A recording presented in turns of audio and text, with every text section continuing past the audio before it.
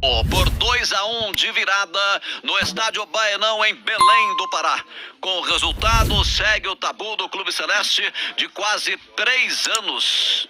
43 anos sem vencer o time paraense. Para se classificar às oitavas de final na partida de volta, o Cruzeiro terá que derrotar o Remo por 2 gols de diferença. Uma vitória simples do time celeste levará a decisão para os pênaltis. O técnico Paulo Pesolano promoveu as estreias do zagueiro Zé Ivaldo e do atacante Jajá. Eles entraram nas vagas de Eduardo Brock, suspenso, e Edu, lesionado.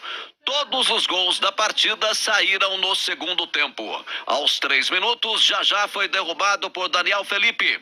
E o árbitro Marcelo de Lima Henrique marcou o pênalti que foi desperdiçado pelo meia João Paulo do Cruzeiro. Após chances para os dois lados, o atacante Rodolfo abriu o marcador para o Cruzeiro aos 20 minutos depois de cruzamento de Daniel Júnior.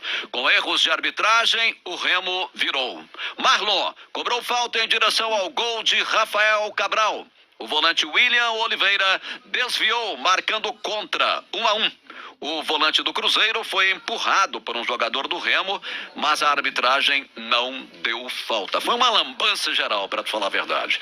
A virada do time paraense foi aos 32 minutos. Marlon cobrou falta e Daniel Felipe, após um desvio de Anderson Uchoa, definiu o marcador. O detalhe é que Uchoa estava impedido. No fim da partida, o Cruzeiro teve mais 2 oportunidades de marcar com Marcelinho e João Paulo, mas ambos desperdiçaram. Fim do jogo, Remo 2, Cruzeiro 1, fica para volta então aqui em Belo Horizonte. Para o atacante Rodolfo, foi um jogo chamado de 180 minutos. Acho que foi um grande jogo, detalhes, mas foi um jogo de 180 minutos. O primeiro tempo foi aqui e o segundo tempo vai ser diante da nossa torcida. Tenho certeza que a gente vai fazer um grande jogo lá para conseguir a classificação. Feliz pelo gol, mas eu trocaria o gol pela vitória, com certeza. Mas é o que nem falei, é um jogo de 180 minutos. Temos o segundo jogo, agora é focar na Série B, que a gente tem um jogo difícil pela frente. Então corrigir, que tem que corrigir, focar na Série B e depois pensar no Remo novamente. O técnico Paulo Pesolano analisou desta forma o jogo e a partida. Primer tiempo estaban todos los espacios para jugar, fue un primer tiempo ruim con la bola, sí, había espacio, se podía haber feito muito melhor, mas cerramos cuando llegábamos 3/4 para frente, ¿no? Entonces ahí comenzábamos a agarrar un poco, entonces el primer tiempo fue ruim. Segundo tiempo melhoramos mucho, sí, fue el equipo que ya queremos ver con esa fome de ir a buscar el gol, trocando de velocidade, pesado el tempo para jogar em campo pesado, mas não tem desculpa. E o segundo tempo se pudo fazer melhor, isso é o importante. Depois, como sabemos, temos oportunidade de gol, tem que fazer, e recebimos 2 goles de bola parada, sem dúvida, coisa para melhorar, mas tem outro jogo lá na casa que já com a torcida de nós e todo, já fica mais lindo para jogar. Sí, ahí tenemos que demostrar la rebeldía, demostrar para qué estamos feitos, ¿no? Virar este juego, así que nada, estamos tranquilos, porque el resultado negativo no sabemos que es más por nos que por la virtud del rival. Entonces eso podemos mejorar. O treinador espera, e com muita razão, que na próxima partida, no próximo jogo, não haja tantos erros como os de ontem. Copa do Brasil se está jugando mucho todos los equipos, ¿no?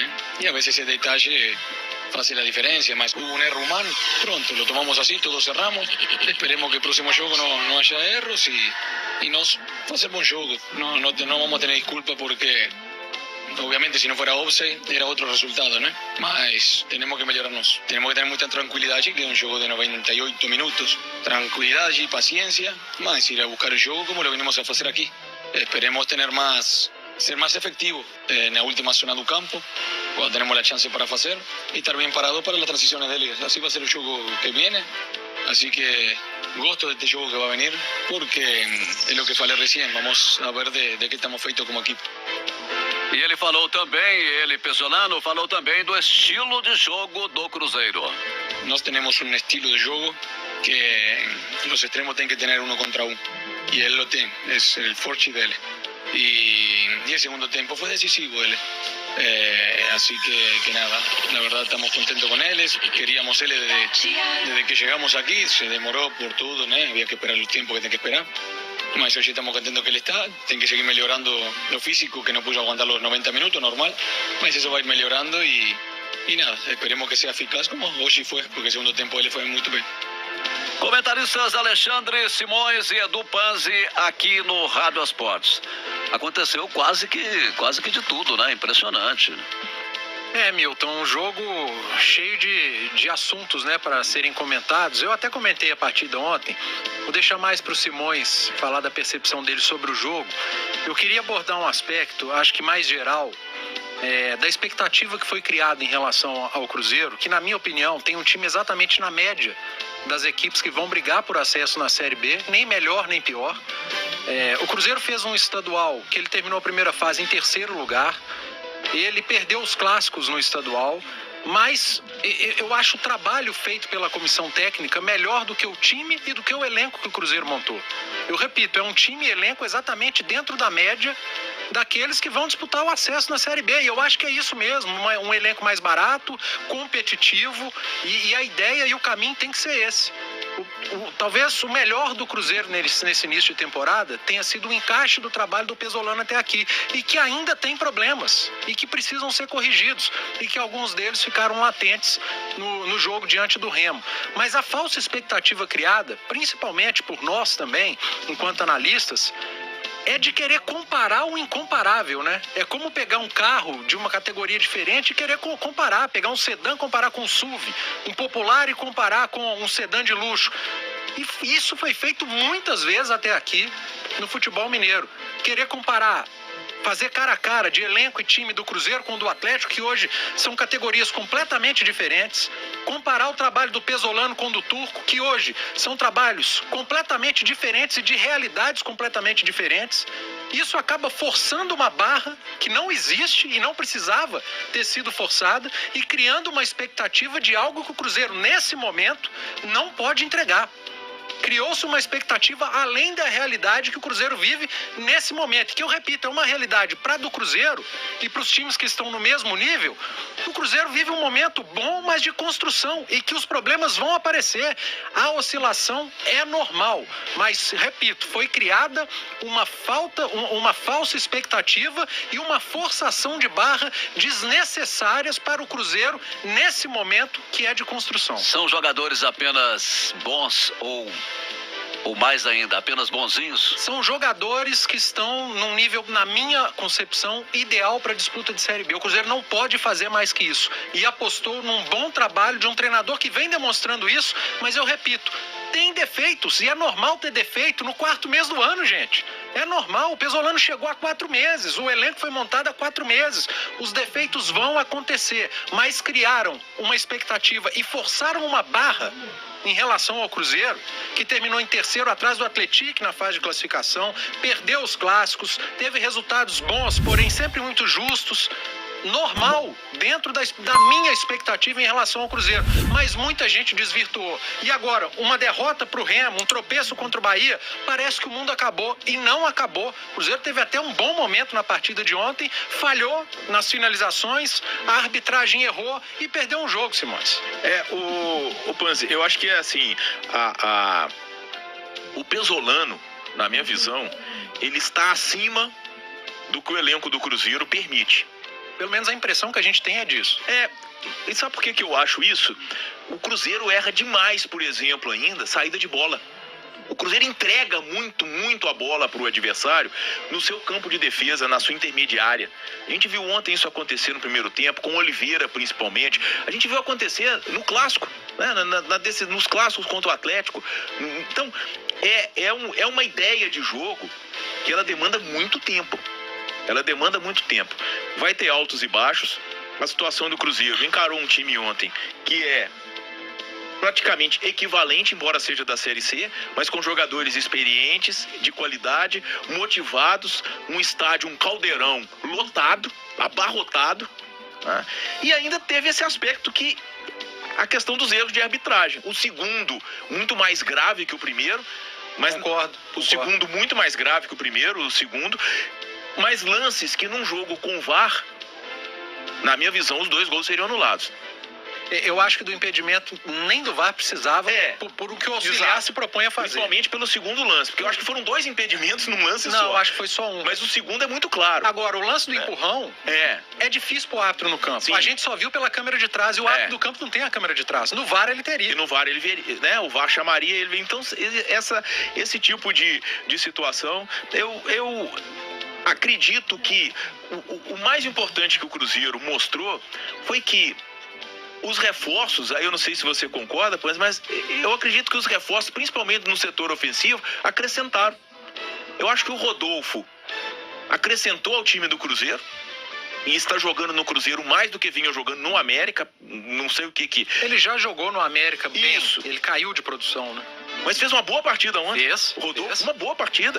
Aquele centroavante que sai da área, que abre espaço, que sabe tabelar, que sabe. Então, fez uma boa partida. O Jajá deixou uma boa impressão também. Ainda é um garoto, a gente precisa pensar nisso também. O segundo tempo dele foi muito bom. Sim, exatamente. Sofreu pênalti, criou as principais jogadas. Quer dizer, e esse capricho. Mas o capricho também vai muito em cima de quê? Da qualidade.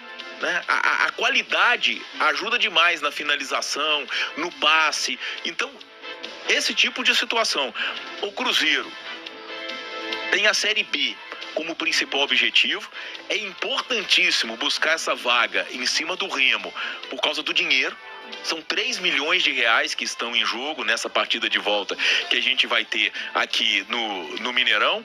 Agora, não vi o Cruzeiro jogar nada de diferente do que é o time do Cruzeiro. Não foi nada de diferente o jogo de ontem. Por mais que tenha tomado 2 gols irregulares, e isso influencia demais, fica até difícil analisar um jogo em que um time faz 2 gols de forma irregular, mas é essa situação. É um time que em determinados momentos ele carece não de esquema, não de tática, mas de técnica. Quando você fala isso, eu acho que o perfeito exemplo é o início do segundo tempo. Sim. O Cruzeiro criou e jogou o suficiente para fazer um 3-0. Ele perdeu um pênalti, ele fez 1-0, ele perdeu um gol. O Vinícius fez uma grande defesa em seguida.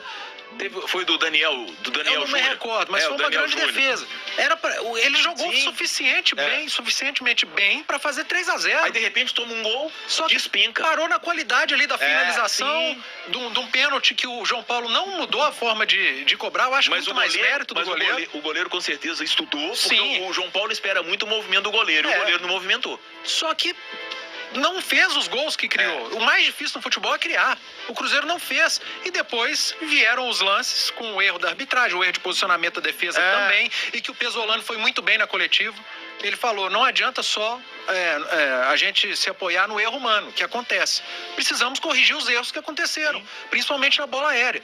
Só que não tem como desvincular. Foram erros capitais e que custaram o resultado. E o segundo tempo mostrou 2 times dentro de um tempo só. Sim. Um time até sofreu o primeiro gol de empate. E desabou depois. Desabou, desorganizou. E isso é uma questão a ser trabalhada, porque isso vai acontecer outras vezes na temporada, com certeza. Muito bem, agora são 11h51 em Belo Horizonte. Então, alô, ouvinte da Itatiaia, andar protegido é muito importante. E para isso, conte com a Autotruque. São 13 anos de história e mais de 40 mil associados ativos. A Autotruque oferece cobertura em caso de colisão, roubo, furto, incêndio e muito mais. Além disso, tem proteção para vidros e para terceiros, seguro para passageiros, assistência 24 horas em todo o território nacional, consultoria jurídica e assistência para motorista profissional. Faça sua proteção agora e ganhe um alinhamento e balanceamento na Rio Claro Pneus. Acesse autotruque.org.br ou ligue 0800 944 1127. Autotruque, proteção para você. E falando também sobre, veja bem,